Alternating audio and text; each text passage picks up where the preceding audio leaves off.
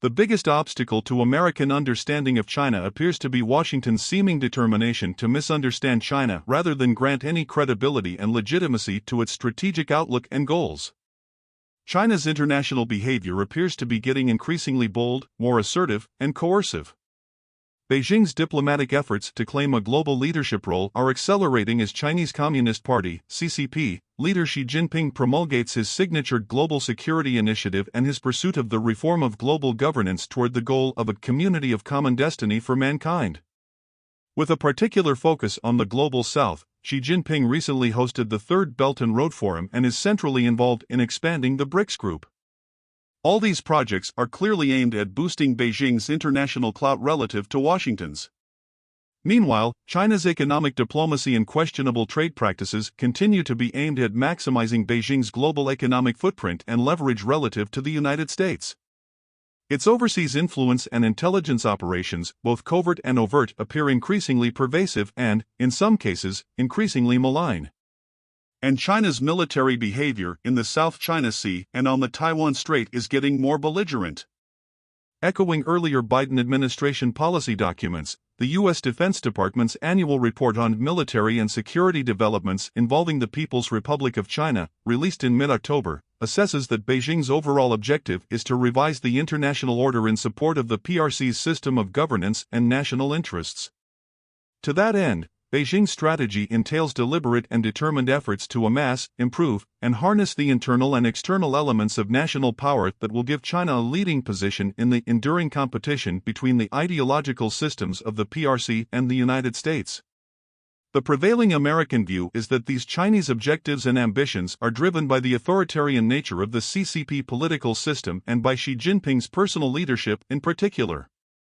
There is truth in this, but it overlooks, and in some respects denies, the reactive component of Chinese international behavior, the extent to which it is a response to external variables and the strategic environment as Beijing sees it.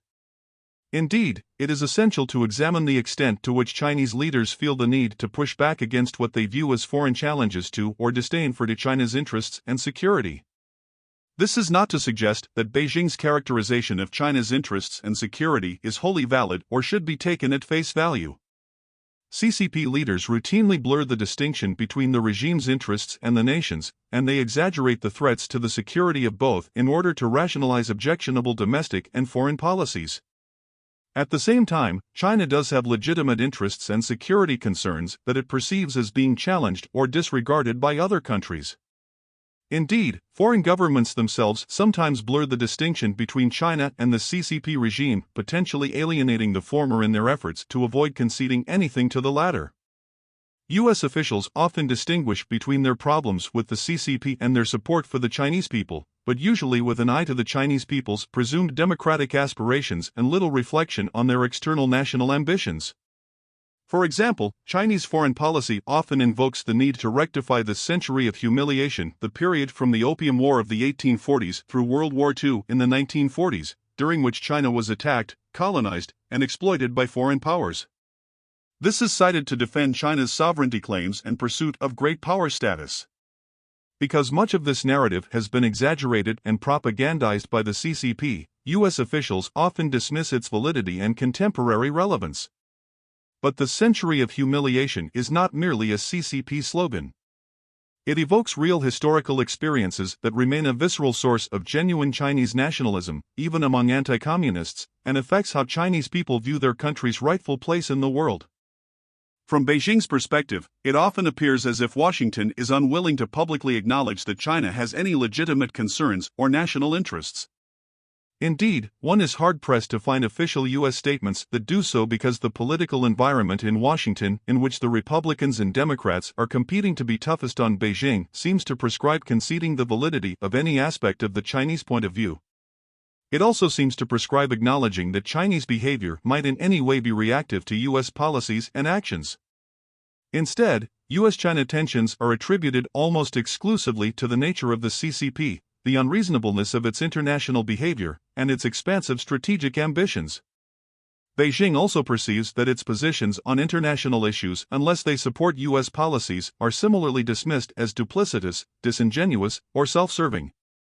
This has been reflected in China's approach to the war in Ukraine, where Beijing has asserted that Russia has legitimate security interests that were compromised by NATO expansion, and its approach to the Israel-Gaza war, where it has sought to promote the legitimate security interests of the Palestinians. Although Beijing maintains these views for genuine strategic reasons, in both cases, the Chinese position has been largely rebuffed in Washington as implicitly supporting aggression and inadequate to advancing peace. On territorial and sovereignty issues, Beijing also sees Washington as generally dismissive of assertions that China's aggressive behavior is in any measure a reaction to steps taken by other countries.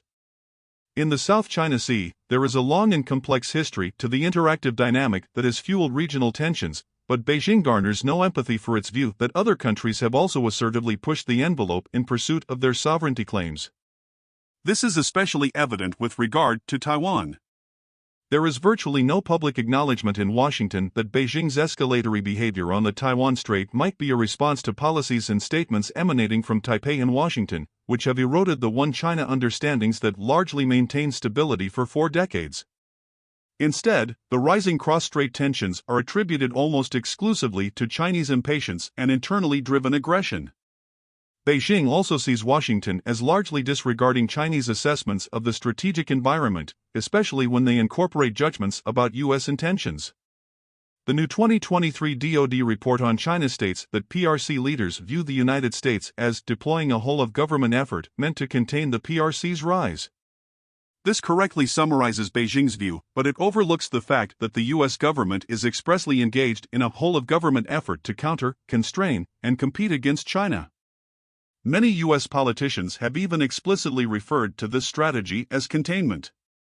Similarly, the DoD report states that PRC leaders have characterized China's view of strategic competition in terms of a rivalry among powerful nation-states, as well as a clash of opposing ideological systems. This, too, is correct, but it overlooks the fact that the Biden administration itself routinely talks about strategic competition with China in terms of a rivalry between great powers and a clash between ideological systems. It thus should not be surprising if Beijing views Washington's own rhetoric as disingenuous and self-serving. Nor should it be surprising, given all these indicators of Washington's apparent disregard for the Chinese perspective, that Chinese leaders are inclined to discount U.S. concerns in a similar fashion. More importantly, they are also inclined and even motivated to double down with their own competitive whole-of-government approach to confronting the challenge they perceive from the United States. In short, Beijing's increasingly active pursuit of global influence relative to and at the expense of Washington is a predictable response to its failure to make headway in getting U.S. acknowledgement of and attention to Chinese interests and security concerns. Indeed, Beijing has arguably grown more ambitious, arrogant, and provocative in its international behavior because of its frustration with the lack of substantive progress in engagement with Washington. From the Chinese perspective, the U.S. side has made the strategic competition a zero-sum game. Beijing will act accordingly by using its levers of power and influence to bolster China's position and effect changes in global governance that are more conducive to Chinese interests and strategic objectives. This is central to the reactive component of China's international behavior, which is no less a driver of that behavior than the nature of the CCP regime or Xi Jinping's personal ambitions. Would the United States, or any other confident and powerful nation, react differently to circumstances in which its interests, security, and strategic perspective appear to be largely rejected or deemed illegitimate by a strategic rival? How do we expect Beijing to act in such circumstances? For example, how do we expect Beijing to act with regard to the Taiwan issue? By admitting the error of its ways, its exclusive responsibility for cross-strait tensions, and its relative vulnerability in a potential conflict scenario, thus abandoning its pursuit of unification with Taiwan? That is not going to happen because Beijing's commitment to its position on Taiwan is visceral, and its calculus of its relative leverage is strong and may be getting stronger. Nor will Beijing retreat from its strategic calculus or principles about Ukraine, Gaza, the South China Sea, global governance, or a range of other international issues because Washington believes it has the balance of leverage and the moral high ground. Again, none of this is meant to suggest that Beijing's strategic ambitions and behavior are benign or that Washington should acquiesce to them. China seeks to maximize its global power, influence, legitimacy, and security relative to and at the expense of the United States. and it does seek revisions to the international system that facilitate and advance that goal. But that goal is partly a product of Beijing's assessment that Washington is determined to minimize China's power, influence, and legitimacy and thus its security, and is unwilling to accept the validity of China's external interests or pursuit of a global leadership role. This is the zero-sum contest that Beijing believes Washington has imposed upon China, even though Washington appears to judge that Beijing is responsible for making it zero-sum.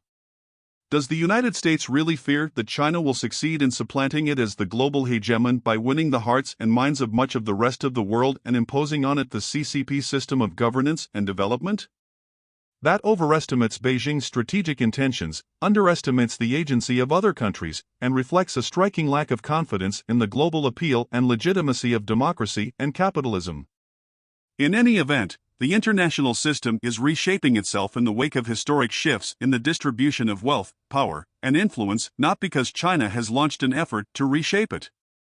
Beijing, nonetheless, is taking advantage of the opportunity to drive the process to its benefit, while Washington appears instead to be resisting or denying the historical trend. The United States should be competing with Beijing to capitalize on it, with confidence in the assets and strengths it brings to the process. China's competitive moves against the United States and its efforts to cultivate support from other countries are partly driven by Beijing's judgment that this probably will be more productive than seeking U.S. acknowledgement of and attention to its views through reciprocal engagement. Chinese leaders will not abandon the latter in their bilateral interactions with Washington, but they feel the need to maneuver for advantage both multilaterally and globally. They recognize that the United States has prioritized strategic competition with China over cooperation and engagement, so they are accelerating their plans to meet that competition. In short, Beijing will step up its efforts to score points against Washington because it judges that it is not scoring points with Washington and sees diminishing prospects for doing so. Antagonism and the lack of strategic empathy on both sides are thus preventing Washington and Beijing from recognizing and genuinely responding to each other's perspectives. Beijing, arguably the petitioner in the bilateral relationship because of China's relative disadvantages, routinely invokes the need for diplomacy aimed at pursuing mutual respect, peaceful coexistence, and win-win cooperation. Washington, openly confident of its relative strengths and openly critical of what it claims are Beijing's true strategic intentions, generally dismisses this as CCP propaganda. In contrast, the U.S. side routinely describes U.S.-China diplomatic interaction as aimed minimally at responsibly managing the competition and maintaining open channels of communication, as Biden reportedly expressed personally to Chinese Foreign Minister Wang Yi in late October. This suggests a U.S. lack of interest in aiming higher or perhaps a lack of readiness to assume the necessary requirements and responsibilities of doing so. The biggest obstacle to American understanding of China thus appears to be Washington's seeming determination to misunderstand China rather than grant any credibility and legitimacy to its strategic outlook and goals. This only reinforces Beijing's adversarial response. Washington will not be able to work constructively with Beijing toward overcoming bilateral mistrust and sharing global leadership, which ultimately will be necessary until it is prepared to consider the Chinese point of view and recognize that the long-term risks of misunderstanding and antagonizing Beijing are greater than the risks of taking into account China's strategic interests and concerns.